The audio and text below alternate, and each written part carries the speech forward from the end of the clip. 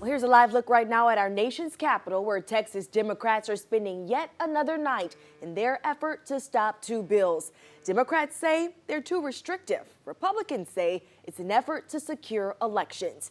Well, Democrats are defending their stance and vowing to stay in D.C. all session. Republicans say they're holding down the fort in Austin. Governor Abbott fired back tonight, new here at 10. He says the bills his party wants to pass will provide voter integrity. That is being proposed adds more hours to voting than what previously exists. Texas is making it far easier to vote time-wise than ever before. There's nobody of any type of background, economic, racial, or what otherwise, who would be deprived of their ability to vote. All the arguments saying that this is a deprivation of the right to vote are completely bogus. So on the House floor, Speaker Dade Phelan is making it harder for lawmakers to leave while they're in session. Now they can only walk out of the doors with permission slips. The remaining representatives took a picture today highlighting the magnitude of the absence. GOP lawmakers later met with retired teachers, pledging their support to get them a 13th check. That's a measure that was blocked during the regular session. Speaker Phelan and other Republicans are demanding that Democratic lawmakers who left the state return their per diem paycheck to taxpayers. Yeah, that would amount to $221 per person if the Democrats stay away until the end of the 30-day session. Democrats saying that's the plan. They're meeting with their counterparts on Capitol Hill and fighting for federal voting legislation. Our goal is to kill this particular piece of legislation and try to emphasize upon the federal government, the federal Congress and Senate, the need to pass the national legislation of House Bill 1 and House Bill 1 and John Lewis Act. Democrats say despite reports, their trip is funded through the House Democratic Caucus and donations, not from taxpayer dollars. And new tonight, the church is on the move. Several different pastors and their congregations will gather and meet in Austin tomorrow. They say it's time for them to get involved in this fight. 12 News reporter Amelia White is here with more on their plan to bring peace to this Lone Star Showdown. Jordan Dage, pastors have noticed a divide in this legislative session. They say it's been chaotic, so they're marching and praying for unity while on the grounds of the Capitol building. In just a few hours, the church will meet the Capitol. I will tell you, we have 3 buses coming out of Dallas, 3 buses coming out of Houston, bus coming out of Tyler, out of Beaumont, out of Brazoria, out of Galveston. Robert Williams is the lead organizer of Push Democracy Forward. Tomorrow, his group will host Pastors Advocacy Day. We are bringing the moral, biblical high ground back to the Capitol. Which is why Beaumont pastor Michael Cooper says he didn't hesitate to join in. The cry is that there's division. The cry is that they're not on the same page. The cry is that nothing's moving forward. The cry is that no one's communicating. They said we are bringing our church members, we're bringing our families. This thing took off and has just caught fire, and we're expecting at least 3,000 out here tomorrow. Julia Rodriguez will be in that number. The entire nation is looking at what's going on in Texas. And so if, there can be a big groundswelling of voices of Texans going to the Capitol and saying, we're not down with what's going on right now. Julia and thousands of others say they're doing their part to protect democracy and defend freedom. And it'll all start with prayer. Pray for peace of mind for our state. We need prayer right now. Then conversations surrounding the legislative session.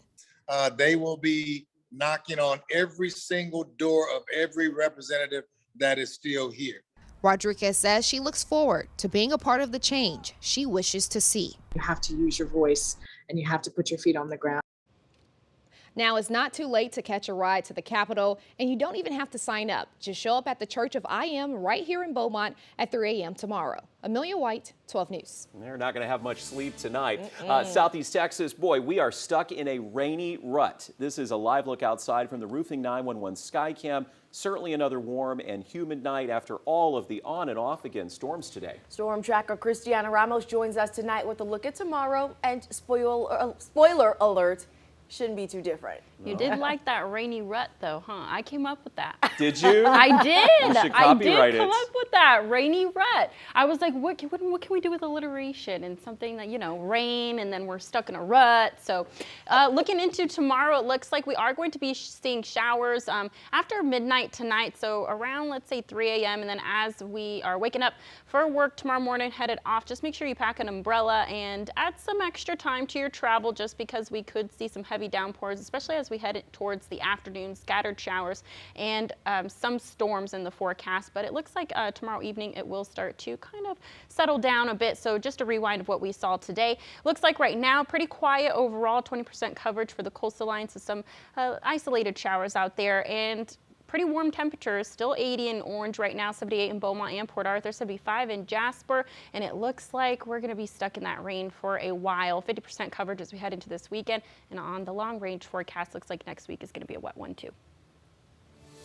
It's hard. You go to sleep at night and you think about, Lord, please give us an answer. Please give us an answer. Just hope and pray that, you know, we find out exactly what happened. The family of a transgender woman wants to know what happened to her. It's been nearly 4 months since police found the body of Adalyn Evans, who went by the name Adalyn, in a Port Arthur canal. Beaumont police recently stepped in this case, and they are the ones investigating it as a homicide. Now, Jordan James talked with their family again with more questions than answers. They say they're just praying for some closure. Dejanique, over the last few months, Evans' family has been anxiously waiting for any type of update on her death. This week, they learned that Beaumont police believes that she was killed here in the city, leading to a feeling of hopeful optimism for this family. For the first time in a while, I feel great. optimism has returned to the Evans household as they continue to seek answers about their grandchild, Adalyn Evans' death. I am so happy that somebody stepped up, or they got a lead that led them back to Beaumont, so we can get some kind of closure. Evans' death was initially called suspicious after her body was found in a Port Arthur canal. Months later, Beaumont police now believe that she was killed in the city, a development that hurts this family. It's just uncalled for, something that did not have to happen. It didn't have to happen, because if you had a problem, all you had to do was walk away. You know, if you didn't like what he did or you didn't like what you seen, just walk away. Evans' autopsy originally came back inconclusive, prompting her family to seek a second opinion. Since April, her body has been with a medical examiner in North Texas. Autopsies have been delayed due to the pandemic. That's the worst part, because we can't lay him to rest, period. He's still just floating around. Just like he was when they threw him in the water. And we have no closure. BPD says they are continuing to follow leads in this case, but did not give any new details. Until a break in this case happens, this family will continue to do what they do best, remain hopeful. When you have a praying family, your prayers will be answered. If you just, you know, believe and take care and just turn it over to the Lord, he'll work it out every time. As you just heard, this family desperately wants closure. You can help them get that by, if you know anything about Evans' death, contact Beaumont Police or Crime Stoppers at 833-TIPS. Reporting here live in Beaumont, Jordan James, 12 News. All new at 10, Southeast Texans met in Port Arthur to protest the worsening conditions in Cuba. Yeah, right now, the small island nation is experiencing a humanitarian crisis, mostly due to the effects of the pandemic. So it was a pretty lively scene at the parking lot of Port Arthur Memorial Stadium as Cuban Americans shed light on the issues their families are facing. The pandemic has stripped the island of tourism and the $3 billion that normally comes with it. The economic impacts have ranged from high food prices to the inability to buy medication for those suffering from the virus. I'm here in Port Arthur. I'm doing one protesting because I want a free Cuban. My people in Cuba don't have food, don't have nothing, and I want a free Cuba. Patria y vida. Well, Liliana's from Havana, and she says the situation there is dire. Demonstrations have stretched from Cuba to Miami, here in Southeast Texas, and all the way to the White House, where protesters are calling on President Biden to step in and help. Parents, some news you can use tonight. You may want to check your bank account tomorrow. Monthly child tax credit advance payments will start going out. Those monthly payments can go as high as $300. The only way to get the monthly child tax credit payment is by filing a tax return or using the non-filer tool on the IRS website. A quick footnote here. Families will receive half the money through direct deposits from July through December. The rest will arrive after filing taxes in 2022. In case you missed it, soon you'll have a new way to roll through Beaumont in style. The Beaumont Convention and Visitors Bureau is introducing Beaucycles. It's a fleet of 24 bikes for people to use at their convenience. The CVB says the bikes are a fun way for visitors and locals to take self-guided tours. And the sidewalks are going to have a fun feature too. You're going to look down, and the places that you check the bikes out from, you'll see these barcodes that you can just scan your iPhone over, and you can look at the top 10 must-see, the historic gems, the murals and the photo tours, and an option for a scavenger hunt downtown. Now, the CVB plans to launch the Beaucycles within the next couple of weeks. Once the program launches, bikes can be rented and returned at the CVB, the Event Center, and the Civic Center. After a 2-day search, Vidor police have arrested this accused kidnapper. Landon Campisi of Lumberton, charged with felony kidnapping. He's held on a $50,000 bond. Police say he kidnapped his ex-girlfriend from a house in the 300 block of Hebert Street in Vidor. Officers spotted the woman's car in the area the next day. They went into a house, rescued her, and arrested him. A grand jury has indicted Cicely Aguilar on 11 counts related to the murder of 20-year-old Army Specialist Vanessa Guillen. Aguilar faces these charges for helping her then-boyfriend, Specialist Aaron Robinson, dismember and dispose of Guillen's body. Last month, the judge threw out a motion to dismiss Aguilar's confession.